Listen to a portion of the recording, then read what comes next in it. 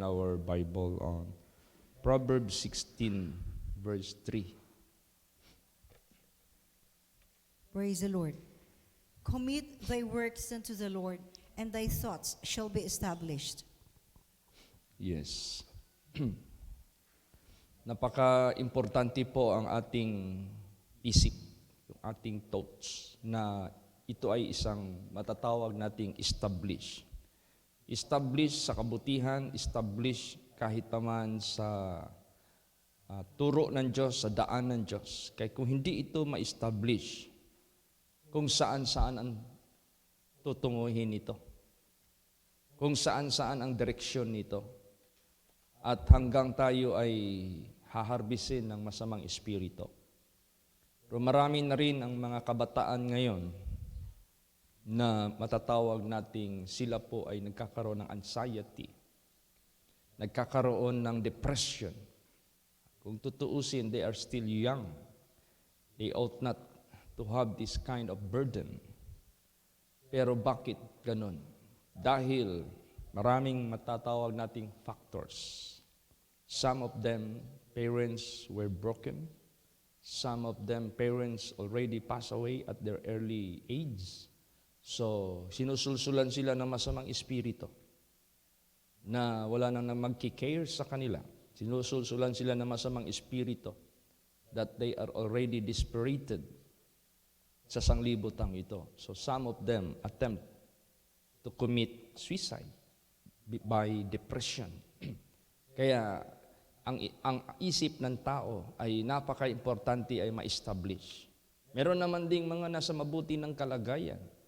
Meron naman din na masaya na ang pamilya, nagsasama. Meron naman din na active na sa paglilingkod sa Diyos. Bakit?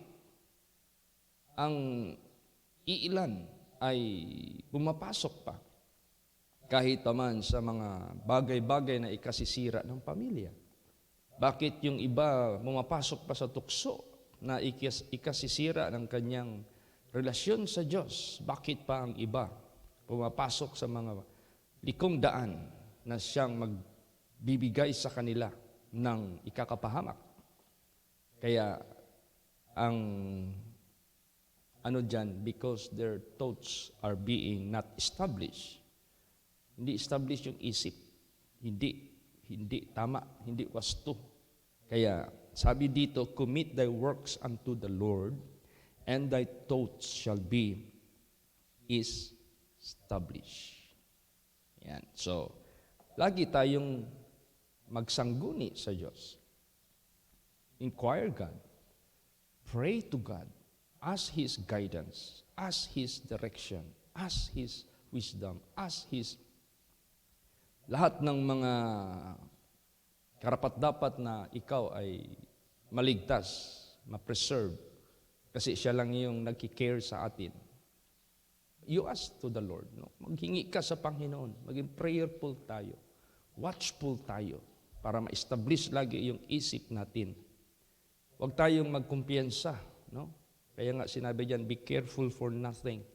But all we have to do is to commit everything unto the Lord. No? Basahin natin yan. Philippians 4, verse 6. Praise the Lord. Be careful for nothing, but in everything by prayer and supplication with thanksgiving, let your request be made known unto God. Yes. Huwag kang huminto. No? Huwag kang huminto sa prayer. Huwag kang huminto sa supplication. Huwag kang huminto sa pagpasalamat din sa Kanya. Huwag kang huminto. Iparating mo sa Kanya ang request mo. Kung ano yung gusto mong i-request. Ano yung gusto mong isangguni. Ano yung gusto mong ikonsulta. Para siya ang magbibigay sa iyo ng tamang direksyon. So, i-cast natin yan. Ano yung mga cares natin sa sanglibutang ito na nababahala ka, nag-iisip ka, baka wala ka ng kinabukasan, nag-iisip ka, baka hindi ka na mag-asawa, o kaya nag-iisip ka na hindi ka na makakita ng future mo, sa buhay mo, then sumangguni ka sa Panginoon. Ida-direct ka ng Diyos kung karapat-dapat ka na bang mag-asawa o hindi pa. o yung status mo ay may problema at hindi mo pwedeng pasukin yung relasyon na yan, then ang Diyos ang magbibigay sa iyo ng direksyon. Sumunod ka lang. Kasi ang Diyos ang mag-aayos sa buhay mo. Ang Diyos ang magbibigay ng gabay sa buhay mo para hindi ka malihis. Basahin natin. 1 Peter 5:7. Praise the Lord. Casting all your care upon Him, for He careth for you. Yes. Casting all your care upon Him, for He careth for you. Lahat na iyong kabalisaan sa buhay, i-commit mo yan sa Panginoon. Lord, kayo na po bahala. I-direct mo lang yung paa ko sa tamang daan. Susunod po ako sa iyo. Alam mo yung isip mo, alam mo yung puso ko. Basta hindi lang ako magsalungat sa iyo. O di, anong sinabi dyan? Ikikare ka ng ating Panginoong Diyos. Pero kung yung isip mo, hindi mo sinasangguni ng Diyos, pataka ka lang o tapos yung pala ay ayaw ng Diyos na gawin mo yan kasi labag yan sa kanyang kautusan. O maya-maya, yan pa ang maging dahilan na didistansya ang Diyos sa buhay mo. Yan pa ang dahilan na ikaw ay mawawala sa kanyang presensya. There is a way which seemeth right unto a man's eye, but the end thereof are the ways of death. Pero kung yung isip mo, yung plano mo sa buhay mo, yung desire mo, nalapit mo sa Panginoon, Lord, what I must do? Anong dapat kong gagawin? Tignan mo, pag submissive ka sa Diyos, hindi yung hahanap ka ng, meron kang sariling paraan na labag naman sa Diyos, tapos lalapit ka sa Diyos, tapos i-insist mo talaga yung gusto mo. Tapos magbigay na ang Diyos sa iyo ng tamang paraan, ikaw pa rin ang susundin, sarili mo pa rin ang masunod, ay hindi pwede yun. Gusto natin na merong liwanag sa isip natin. Yung bang i-commit natin yung buhay natin sa Diyos, Lord, your will be done. Guide me, direct me. Tapos bigyan ka ng Diyos ng liwanag sa isip mo. Basahin natin yan. Job 22 verse 28. Praise the Lord. Thou shalt also decree a thing, and it shall be established unto thee, and the light shall shine upon thy ways. Yan. Magdidecree ka ng isang bagay, at yan ay ma-establish sa buhay mo. At ang liwanag ay sisinag sa iyong landas. Kailan ito mangyayari? Pag kinumit mo yung thoughts mo sa Panginoon. Pag kinumit mo ang ways mo sa Panginoon. Siya yung binigyan mo ng pagkakataon na mag-drive o magpiloto sa isip mo, sa buhay mo. Diba? Diyan mo makikita. If you lose your life for His name's sake, for His gospel's sake, you will find it. But if you find your life, then you will lose it. Mawawalan ka. Ganun po ang sistema ng Diyos. Alam mo, paborito ng Diyos sa atin yung bang rely on Him. Trust in Him. Believe in Him. Commit your future in the hand of God. Hindi yung gagawa tayo ng sarili nating alternatibo. Di ba yung gumawa dito ng alternatibo na hindi naman ayon sa kanyang plano, utos, pangako? Si Abraham, gumawa ng alternatibo. Sabi ng Diyos, Abraham, pagpalain kita, bigyan kita ng anak. At sa anak mo, palalawigin ko yung lahi mo. Eh hindi pa man nabuntis si Sarah. Sabi niya, Lord, dito na lang sa pamangkin ko, na si Eliezer. Yun ang alternative niya. Anong sagot ng Diyos? Hindi ko sa kanya gagawin ang pangako ko sa iyo. Mismo sa katawan mo. At doon sa asawa mo na si Sarah. Hindi sa ibang tao. Ngayon, gumawa naman ng alternatibo, si Sarah na naman. Lord, hindi mo naman ako binigyan ng anak. Nangako ka sa amin, manganak ako. Wala man. Yung hirap ng tao, hindi makahintay. Apurado. Sabi ni Sarah, Lord, meron ako ditong maid na Egyptian, si Hagar. Dito na lang magkaanak yung mister ko para meron kaming anak. Yun ang alternatibo ni Sarah. Noong nabuntis ngayon si Hagar, na-despise ngayon si Sarah. Kasi nalipat yung magiging atensyon ng kanyang husband sa ibang babae, hindi na sa kanya. Doon, palpak, negatibo ang epekto. Kaya sabi ng Diyos, hindi kay Hagar ang aking covenant, kay Isaac, na next year, iaanak ni Sarah. Hindi pa nagbuntis si Sarah, meron ng Isaac. Kaya sa buhay natin, huwag nating salungatin ang batas ng Diyos.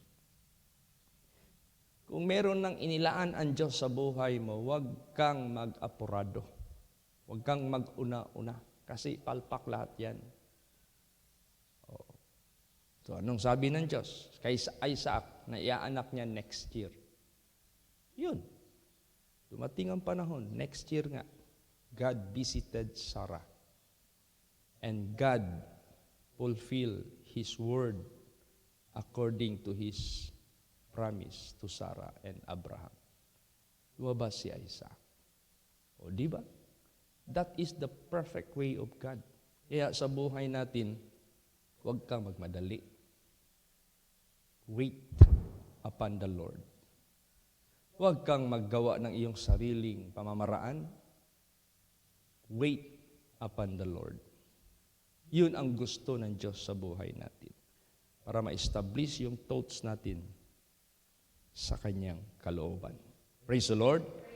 At dyan mo makikita, God's way is the best way. Dyan mo makikita, God knows what to do according to His word and promise. Kaya, meron ding mga tao sa sanglibutan ito na ang sarili talaga ang gusto matupad. Kahit hindi yan ang utos ng Diyos, gagawin. Hindi naman yun ang utos ng Diyos, bakit mo gagawin? Basahin natin yan. Lamentation 3:37. Praise the Lord. Who is he that saith, and it cometh to pass, when the Lord commandeth it not? Oh, tingnan mo, sino siya na nagsasabi, mangyayari ito. Kung saan, hindi naman inutos ng Diyos. So, ibig sabihin yan, may mga tao na gagawa ng sariling batas, gagawa ng sariling discretion or decision na hindi naman inutos ng Diyos. So dapat doon tayo magbase sa inutos ng Diyos. Sapagkat pag yan ay ang ating sinunod, sigurado yan. Hindi tayo mapapahiya. Pag hindi natin sinunod yung kinumand ng Diyos at gumawa tayo ng sariling atin, diyan mo makikita ang kapalpakan ng iyong ginawa. Palpak. Hindi yan mangyayari. Gagawa ang Diyos ng paraan. Pero kung manalig tayo sa Diyos by faith, sumunod tayo sa Diyos, ano man yung desire ng puso mo na mabuti sa harapan ng Diyos, gagawin niya yan. In His time, in His own way. Mangyayari ang lahat. Pero kung tayo ang gagawa, hindi mangyayari. Basahin natin yan. Psalms 33:9 hanggang 11. Praise the Lord. For He spake, and it was done. He commanded, and it stood fast. The Lord bringeth the counsel of the heathen to naught. He maketh the devices of the people of none effect. The counsel of the Lord standeth forever, the thoughts of His heart to all generations. Yan. Kung anong sinabi niya mangyayari, anong inutos niya titibay.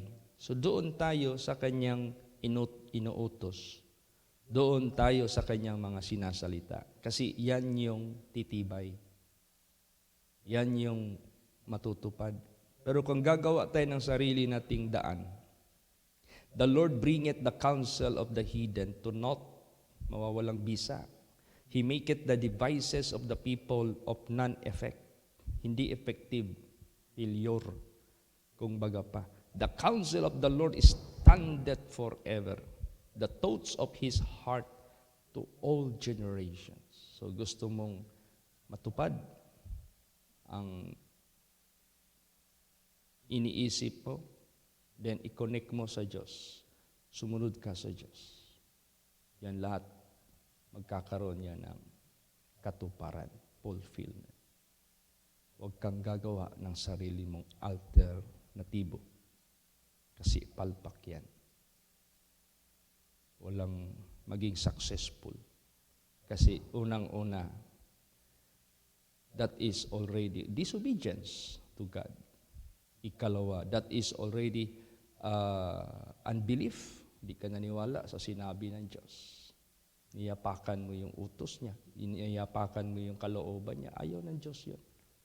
Gusto ng Diyos siya yung magbigay sa atin ng tamang direksyon at siya yung magbigay sa atin ng tamang panahon sa nararapat nating tanggapin na blessings mula sa ating Panginoong Diyos. Kaya, importante yung pagsisisi sa mga pagkakamali.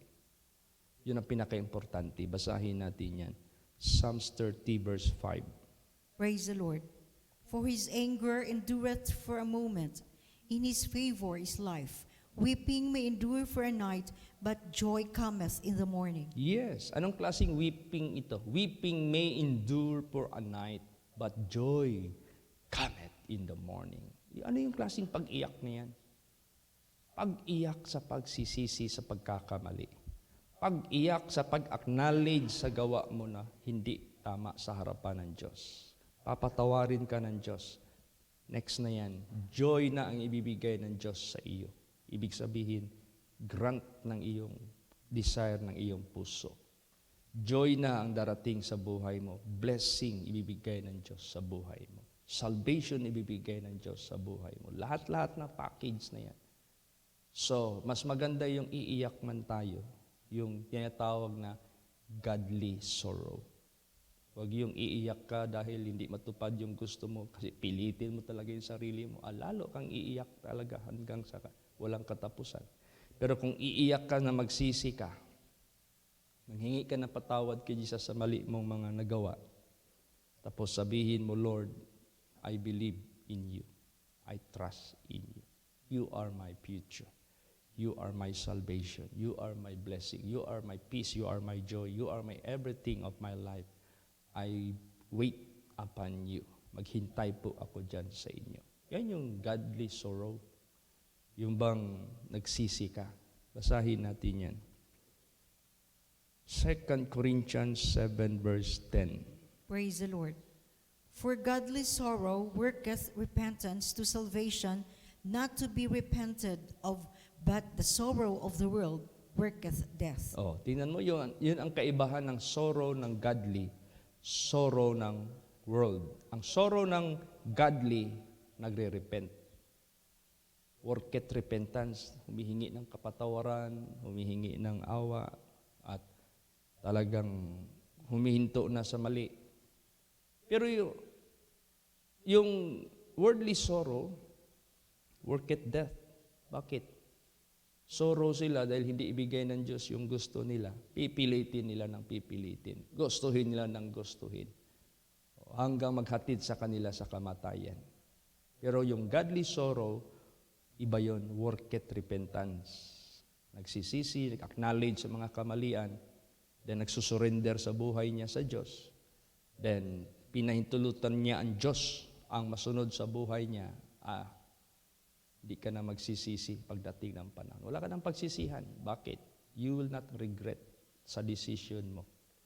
But you will be happy Sabihin mo, tama talaga yung salita ng Diyos. Thank you, Lord, for guiding me. Ito pala talaga ang magbibigay sa akin ng maliwanag na buhay at kinabukasan. Ay, pero yung worldly sorrow, sorrowful sila dahil kinokorek sila, ayaw nilang magpakorek. Walang repentance. Kasi ang godly sorrow, correct repentance. Pero ang worldly sorrow, walang repentance. Ayaw magsisi, ayaw magbago, ayaw magpalikod sa kasalanan, ayaw mag-adapt sa batas ng Diyos, sa kalooban o sa kautusan ng Diyos. Sila talaga ang gusto mangyari. Worketh death. Magkahatid yan sa kanila sa kamatayan. Because they refuse God to believe and to obey. Kaya piliin na lang natin yung godly sorrow. Magsisi na lang tayo sa mga pagkakamali natin. I-surrender natin yung buhay sa Kanya. Lord, Ikaw na ang bahala sa buhay ko. Kayo na ang masunod. Manguna kayo sa buhay ko at ako lang ay susunod. Ayaw ko nang manguna sa buhay ko at ikaw ay ipahuli ko. Diba? Ganon ang gusto ng ating Panginoong Diyos. Tingnan mo dito, may isang tao dito na matawag nating godly sorrow. Bakit godly sorrow? Dahil nagsisi siya sa kamalian niya. Ano ang nangyari? Basa. 2 Samuel 12:13. Praise the Lord.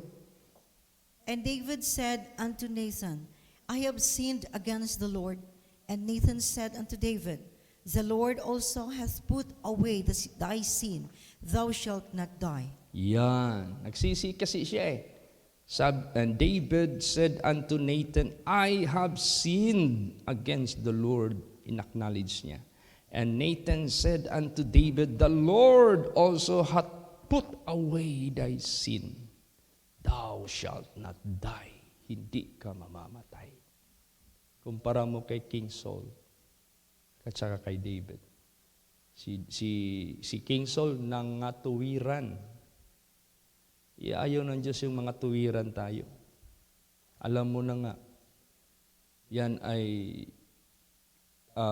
yung bang hindi naaayon sa utos ng Diyos, mga tuwiran ka pa. Maraming nangatuwiran dito, hindi succeed. Si Adam nangatuwiran. Si Eva nangatuwiran. Dami. Ay, hindi naging successful. Ang gusto ng Diyos, pag ikaw ay na-reprimand, automatic agad, Lord, forgive me. Nagkamali ako. Then, kunin ni Jesus yung kasalanan mo. Hindi ka na mamamatay.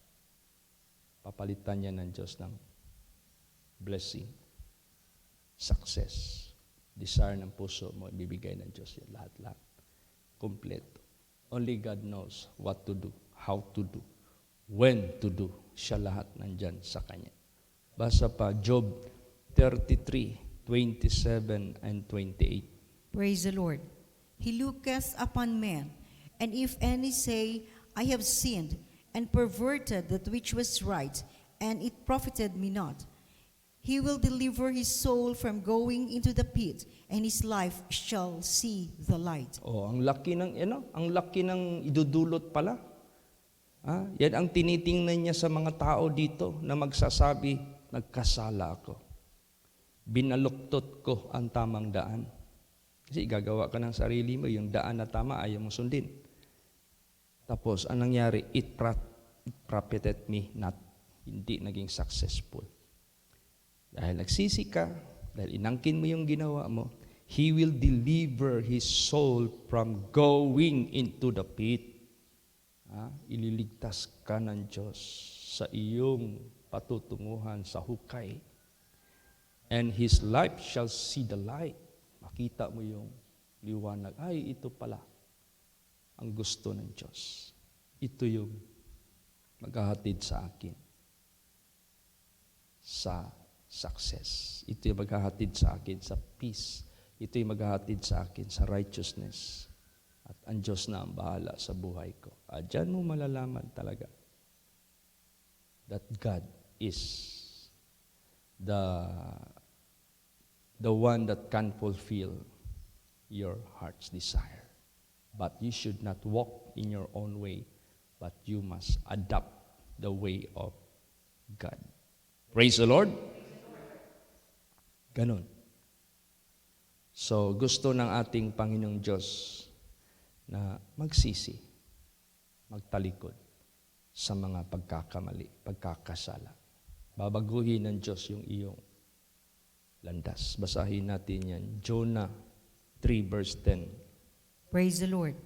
And God saw their works, that they turned from their evil way, and God repented of the evil that he had said said that he would do unto them, and he did it not. See? Napaka-importante yung mission ni Jonah. Kasi siya yung inutusan ng Diyos na punta ka doon sa Nineveh. Bigyan mo ng warning ang mga tao doon. Sabihin mo sila, I will give them 30 days to repent. Kung hindi sila mag-repent, gagawin akong salot. Mamamatay sila lahat. Una, si Jonah nag-escape. Gustong pumunta sa Tarsis. Pagdating niya doon sa Tarsis, hindi nakarating. Nasa kalagitnaan pa lang ng dagat. Nabulabog na yung kanyang barko na sinakyan. Halos hindi na makausad doon sa port dahil sa sobrang alon. Ang ginawa ng kapitan, tapon lahat ang mga mabibigat na bagay. Tinapon na nila lahat. Ganon pa rin. Halos malunod na sila. Ang last nilang tinapon, yung totoong nagpapabigat sa kanilang biyahe. Yung disobedient servant of God. Yun, sabi niya, ako yung nagpapabigat sa inyo. Tapon niyo ako sa dagat para mas save lang kayo. Kasi nag-disobey ako sa aking Diyos. Dapat ang ticket na kinuha ko, hindi Tarsis, dapat Nineveh. Ayaw ko man, nag-disobey man ako. Tapon niyo na lang ako, bahala ako na mapahamak. Ayun. Pero si Jonah at that time, hindi pa nagsisi. Sabi ng Diyos, sige, pag itapon ka sa dagat, mag-utos ako ng balyena para magsagip sa buhay mo. Pakain kita sa balyena. Kinain na siya sa balyena, doon niya naramdaman ang hirap ng buhay. Init, malagkit. Halos yung hininga niya, kalahati lang kasi halos wala na oxygen doon 3 days yan. Doon na siya nagsisi. Lord, ayaw ko nang sumunod sa sarili kong kalooban. Ikaw na, Lord, ang masunod. Surrender na ako. Ayun, pinatawad siya ng Diyos.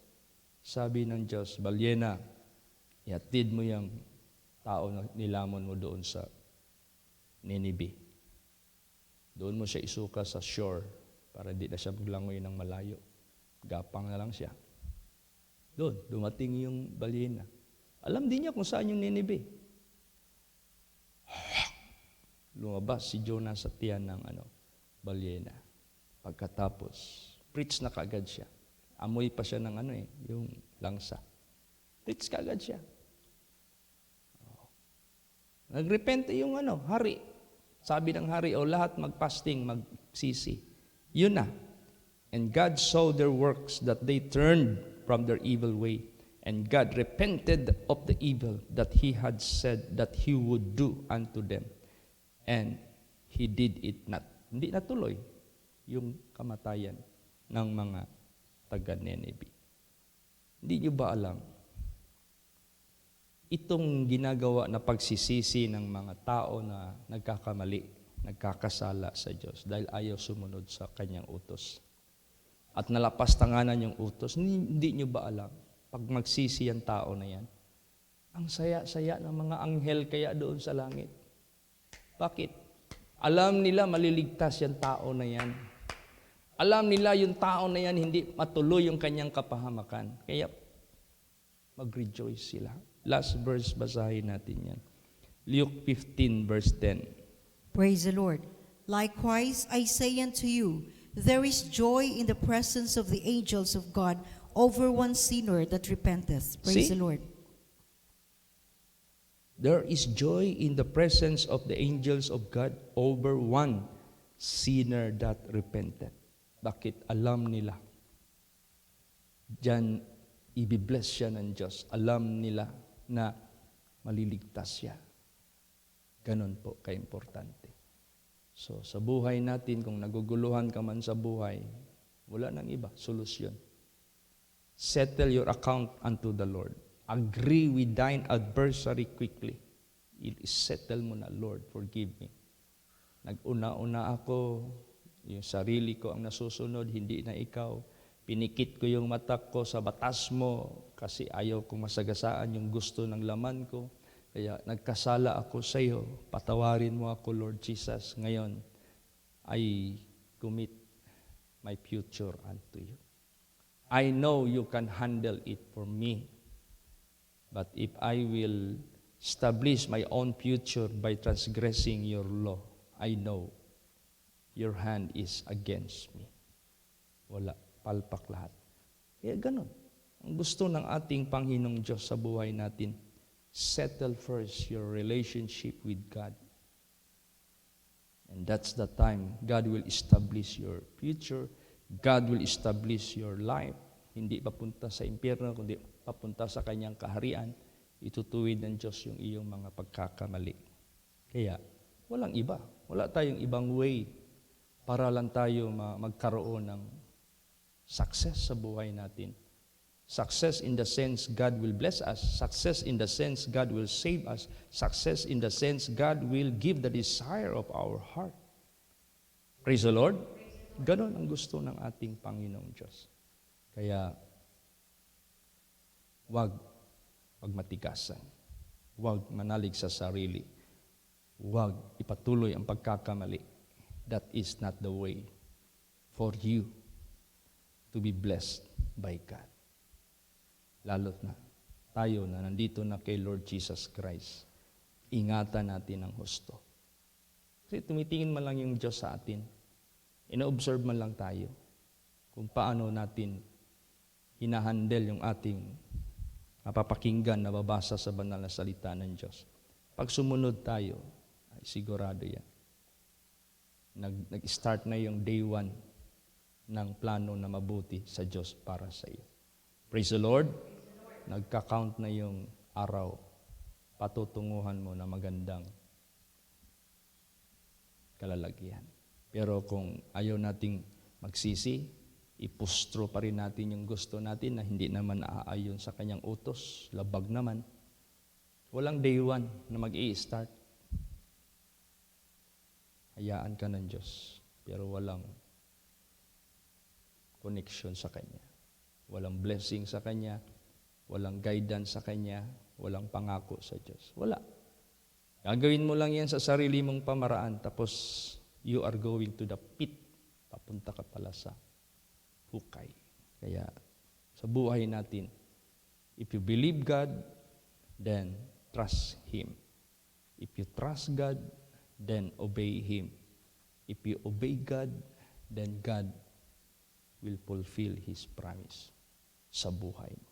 You are counting days sa mararating mo sa pangako ng Diyos.